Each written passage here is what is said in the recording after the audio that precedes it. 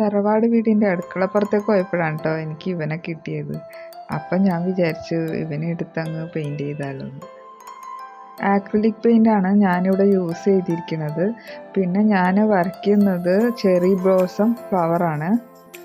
നമ്മുടെ നാട്ടിലില്ല എന്നുണ്ടെങ്കിലും എനിക്കെന്തോ ഒരു പ്രത്യേക ഇഷ്ടമാണ് ഈ ഫ്ലവറിനോടും ഇതിൻ്റെ പ്ലാന്റിനോടും. ആഷ് കളർ അക്രിലിക് കളർ വെച്ചിട്ടാണ് ഞാൻ ആദ്യം ഈ മരച്ചില്ലകൾ ഇങ്ങനെ വരച്ചു കൊടുക്കുന്നത്. നിങ്ങൾക്കിത് പേപ്പറിൽ വരച്ച് നോക്കാം. പേപ്പറിൽ വരയ്ക്കാനാവും എളുപ്പം. ചെറി ബ്ലോസം വരയ്ക്കാൻ വളരെ എളുപ്പമാണ്. ബ്ലാക്ക് കളർ ആക്രിലിക് പെയിൻറ് കൂടി ഞാൻ യൂസ് ചെയ്യുന്നുണ്ട് ഈ മരത്തിൻ്റെ ചില്ല വരയ്ക്കാനായിട്ട്.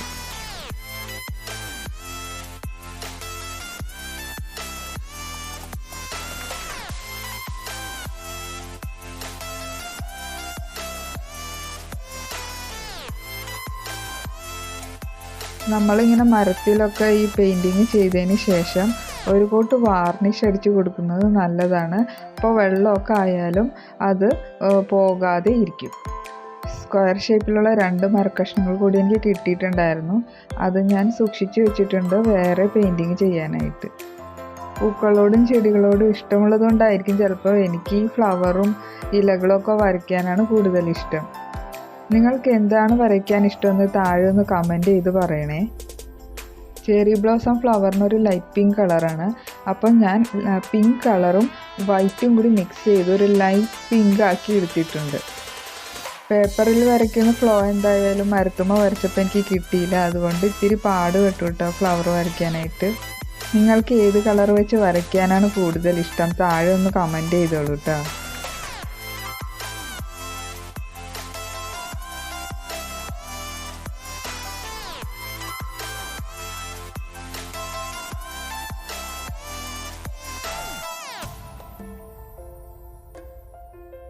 ചെറി ബ്ലോസം ഫ്ലവർ ഉണ്ടാകുന്ന സമയത്ത് ഇലകൾ വളരെ കുറവായിരിക്കും, പൂക്കളായിരിക്കും കൂടുതൽ. ഇലകൾ കാണാനേ പറ്റില്ല എന്നൊക്കെ വേണമെങ്കിൽ പറയാം, പക്ഷേ ഇലകൾ ഉണ്ടാവും.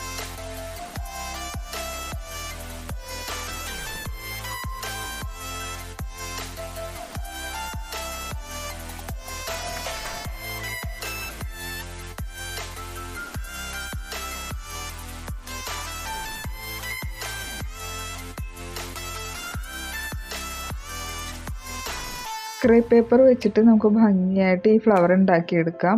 ആർക്കെങ്കിലും അതിൻ്റെ വീഡിയോ വേണമെങ്കിൽ ഒന്ന് താഴെ കമൻറ്റ് ചെയ്യണം കേട്ടോ. ഇതൊക്കെ വരയ്ക്കാൻ വലിയ പെയിൻറ്ററാണോന്നും ഇന്നില്ല, എനിക്ക് ഇഷ്ടമാണ്, അതുകൊണ്ടാണ് ഞാനിതൊക്കെ വരയ്ക്കുന്നത്.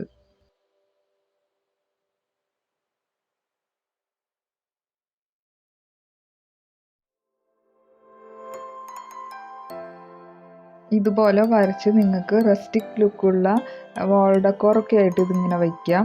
അല്ലെങ്കിൽ പേപ്പർ വെയിറ്റ് ആയിട്ട് യൂസ് ചെയ്യാം. ടീ കോസ്റ്ററായിട്ട് നമുക്ക് യൂസ് ചെയ്യാം. ബഡ്സ് വരയ്ക്കാനായിട്ട് ഞാൻ പിങ്കും വൈറ്റും സെയിം ബ്രഷിൽ എടുത്തിട്ട് ജസ്റ്റ് ഇങ്ങനെ വരച്ചു കൊടുക്കുകയാണ് കേട്ടോ. നമുക്ക് ഇഷ്ടമുള്ള ആർട്ട് വർക്ക് ചെയ്യുന്നത് ശരിക്കും മെഡിറ്റേഷന് തുല്യമാണ്. കാരണം നമ്മൾ നമ്മുടെ എല്ലാ കോൺസെൻട്രേഷനും അതിൽ മാത്രം കൊടുത്തിട്ടാണ് ഇരിക്കുക. അപ്പോൾ നമ്മളെല്ലാം മറക്കും.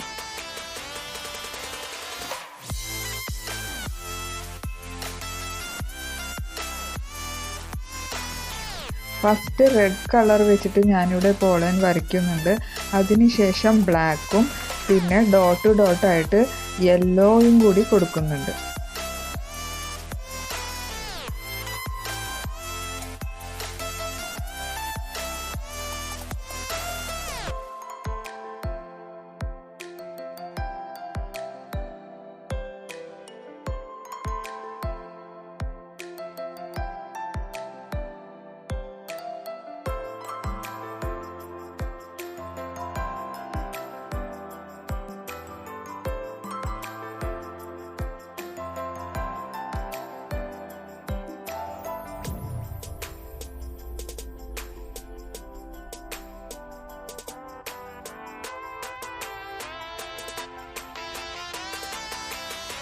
ലീഫ് വരയ്ക്കാനായിട്ട് ഞാൻ യെല്ലോയും ഗ്രീനും ഒന്നിച്ചൊരു ബ്രഷിൽ എടുത്തിട്ട് അത് വെച്ചിട്ടാണ് വരയ്ക്കുന്നത്.